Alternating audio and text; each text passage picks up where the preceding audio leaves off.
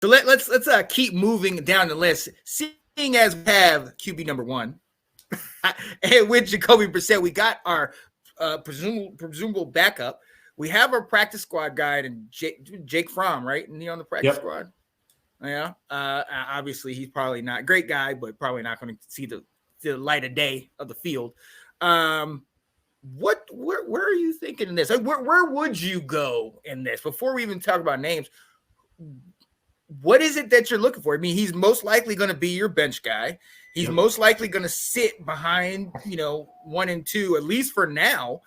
I mean, do you look at a top guy, or maybe even not top 5? Obviously, they'll be gone, but you got 6, you got 7, you got 8, 9, and into the teens. Do you look at some of these other guys later in the draft, like we did with Sam Howell? I don't want to consider a quarterback until maybe our 5th round pick, if it's me. Because I just feel we've got other needs that are much more important than QB3. And right now, I don't think the way the free agency market's been going, I don't know if we necessarily need to be drafting someone to be number 2 next year and let Jacoby go. I think we can kind of find someone to be that number 2. So I want us to go cheap. I mean, I'd love if in the 6th or 7th round, that's when we go ahead and say, all right, we've got ourselves a developmental piece.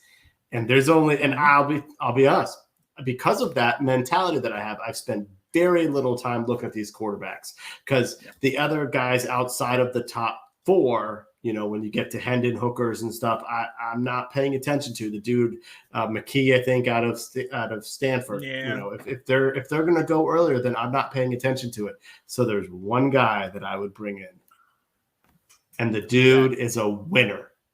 And if I'm going to have a 3rd string quarterback, I want winners.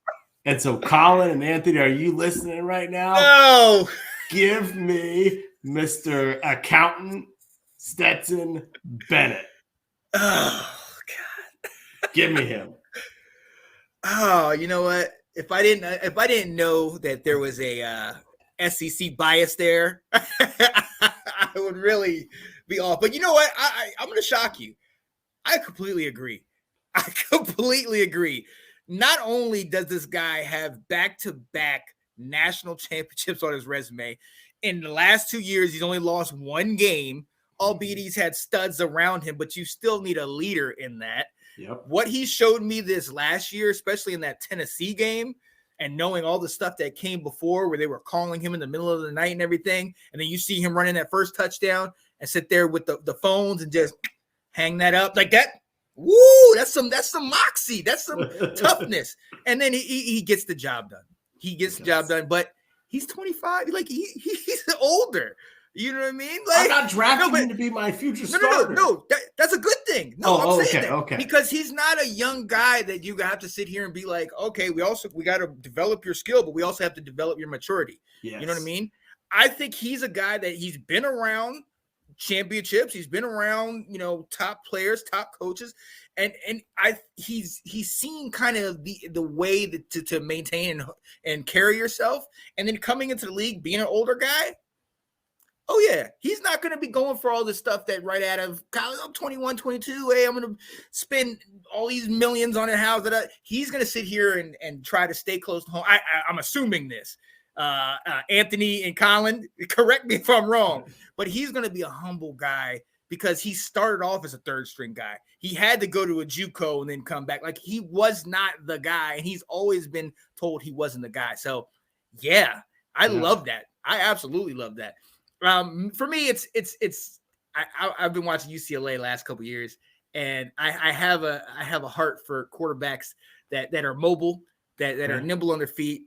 Dorian Thompson-Robinson, he's proved himself for the last. He has an arm, but he's also has been able to run and have that fast-paced offense.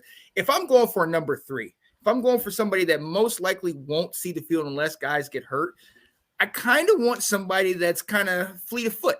Somebody that could maneuver. He's been a 3-year starter. He's been in there on the West Coast and the Pac-12, which they're not the SEC, but they're no slouches. We've seen what Oregon's doing. We've seen how USC's come back. Utah, let's go. Yeah, no, I'm talking about all this. So no, see, on behalf of the ACCs and the Pac-12, we're not hearing. It doesn't mean more to y'all, all right?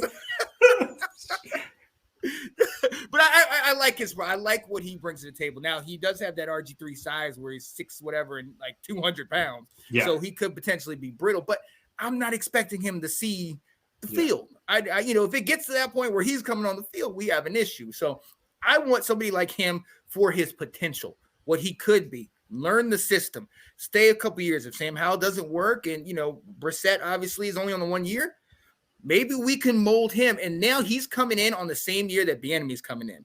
So this is his guy. Bieniemy will have, if Bieniemy does this, he will have a say in this guy. So he can learn. He can learn from the beginning. So that's I like that. Just I like his speed. But I'm very surprised that you didn't go. You didn't bring in a guy from Harrisonburg, Virginia.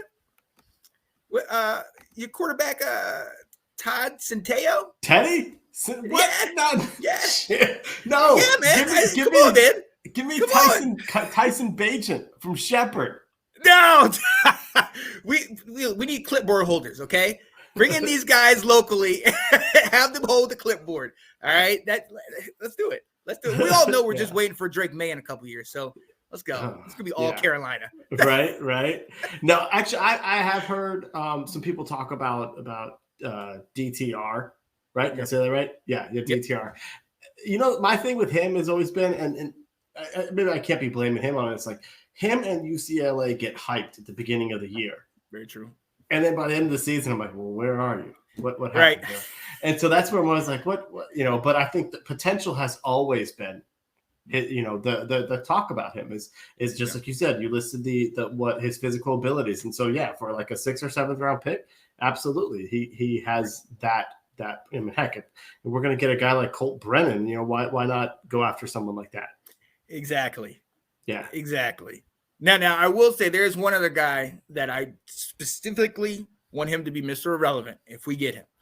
Okay. He is in the Big Ten, not very mobile, but he's gutsy. He's gritty. Out of Penn State, Sean Clifford. He's not. I know he's not going to leave off the page. But he's a battler. He's a tough guy, man. Didn't he put Maryland on their butts this year? Penn State hates him. They couldn't wait for him to leave, and he knows that. But what do we have as one of our star wide receivers? A Penn State guy. Let's bring in some familiarity. I'm all about bringing a quarterback to his receiver. No. Separate that stuff. Wait, Alex is watching. Alex, you come on, man. All right, I said DTR and Sean Clifford. Come on, what do you think, man? I know he's like, he's already said he's got chemistry. There we go. But hey, look again. This is Mr. Irrelevant. This is the last pick in the draft. If there's nobody else, and he's probably going to go undrafted. We know what it is. But there's moxie, there's heart, there's grit. Okay, and what we've seen is that we can't keep, unless we get our own line straight this year. What we've seen over the last couple of years is that we can't keep most quarterbacks upright unless they're mobile. And if they are not mobile, they have to be tough. And we know he's tough. And you want to bring in a guy whose school was happy that he graduated. Great. They kept him for like 6 years, all right? So he did some right. Well, and I only say that because I do have a friend down here that's a big Penn State fan. And I've asked him about it. He's like, oh, man, Clifford just does not give us a chance to win. Right. So, he was so ready for the guy. They've got a stud coming in. And, Alex knows. He knows, right. I put up something mid-season. Alex and I were talking about it from a game that Penn State played. And, the Big Ten game, so it was like back and forth or whatever. And then I was like, man, Clifford, man, he's guts, he's this. And a guy from Penn State hit me up. He was like, dude, you're wrong. This guy is terrible. Okay, we are all just counting down the days till he's out of here. You were right. He's gutsy. He is gutsy, but you also need talent. Yeah, well, yeah. Well, okay. My Mr. Irrelevant did not go well, but it's all good.